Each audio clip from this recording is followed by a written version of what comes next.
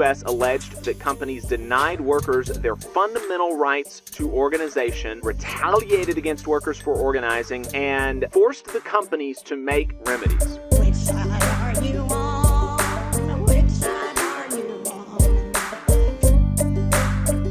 Everybody knows that Mexico has a really huge impact on the political economy of the United States, just like the South does for the North within the country. And this is because capitalists take advantage of the lesser degree of worker power in Mexico to exploit their workers for cheaper labor than they could, say, in the United States or in Europe. So one of the ways to level the playing field between American workers and Mexican workers so that one group is not undercutting the other and we're not pitting one another against each other is for Mexican workers to organize, to have their own real independent unions.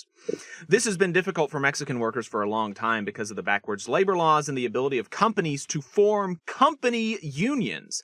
In fact, sometimes when plants move to Mexico, the company will sign a contract with a union before a single worker is even hired, limiting the recourse and a voice that workers get on the job, which is the whole point of a union is for workers to have some amount of accountability and democracy on the job, not for some outside organizations to collude with the company. And so one of the few good things that the Trump administration did was the renegotiation of NAFTA into the USMCA. It's not a complete game changer, as some will have you believe, and we're going to be talking more about that actually in the second half of the program. And probably a lot of the enforcement that we're seeing is a result of the labor coalition around the Biden administration. The National Labor Relations Act was the same law under the Trump administration and under the Biden administration, but we can obviously tell that the Biden administration is doing more to protect workers' rights than the Trump administration is. So it'll be interesting to see what kind of enforcement steps we get under the USMCA, the U.S.-Mexico-Canada Trade Agreement, under a GOP president. Nevertheless, it is true that for now, enforcement actions are being taken, and the Department of Labor and the U.S. Trade Representative just announced the conclusion of two such enforcement actions last week at two Mexican auto parts manufacturers, Teclas Automotive and Draxton. In both instances, the U.S. alleged that companies denied workers their fundamental rights to organization and retaliated against workers for organizing and forced the companies to make the following remedies: reinstating with back pay and benefits as required by Mexican law two workers who were dismissed for engaging in protected union activity, issuing an employer neutrality statement on freedom of association and collective bargaining, establishing guidelines to safeguard freedom of association and collective bargaining at each facility, and restructuring each company's human resources department to ensure that staff who were previously involved in denying workers freedom of association and collective bargaining rights can no longer work in those roles, and hiring new personnel to carry out those duties, and they're training workers and managers on the new policies. As a result, workers in both plants have elected new independent non-company unions and are in the collective bargaining process. This is going to be enormously beneficial for Mexican workers, obviously, but also for workers in the United States and globally.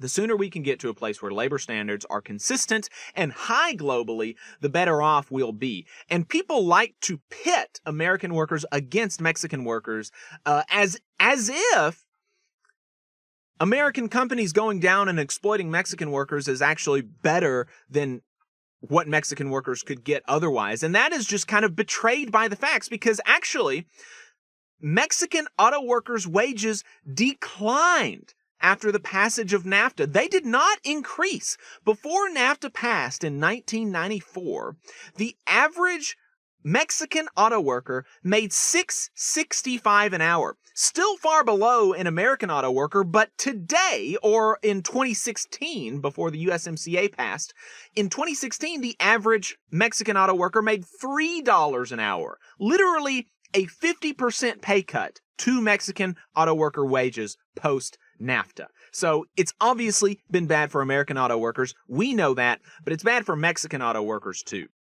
So the UAW has been extremely supportive of the independent union campaigns in Mexico, with them offering material support. And recently, Brandon Mancia, leader in the UAW, wrote an article for Jacobin talking about the ways that they are going to be supporting Mexican auto workers. And Mancia saying that we will engage with the growing movement of Mexican independent unions committed to new organizing and democracy. We will not dictate to them. We will learn from each other in our common fight for survival. The UAW will assign organizers to work alongside Mexican independent unions and coordinate our campaigns together. We'll offer technical and bargaining support and research where resource constraints inhibit the Mexican unions from developing their own campaign infrastructure. And when Mexican unions go on strike, the UAW will offer support. So, lots of great news coming out of Mexico, which is not something that you can say a lot. So, wanted to make sure that we pass that on to everybody. You just saw a clip from the Valley Labor Report. We are live every Saturday morning from 9:30 a.m. till 12:30 p.m. And we pride ourselves on keeping all of our content free to everybody so that we can talk to as many working folks as possible. If you support the work that we're doing, you think that it's important, you think that it's good, then consider making a monthly contribution to the project, and you can do that on our website, tvlr.fm.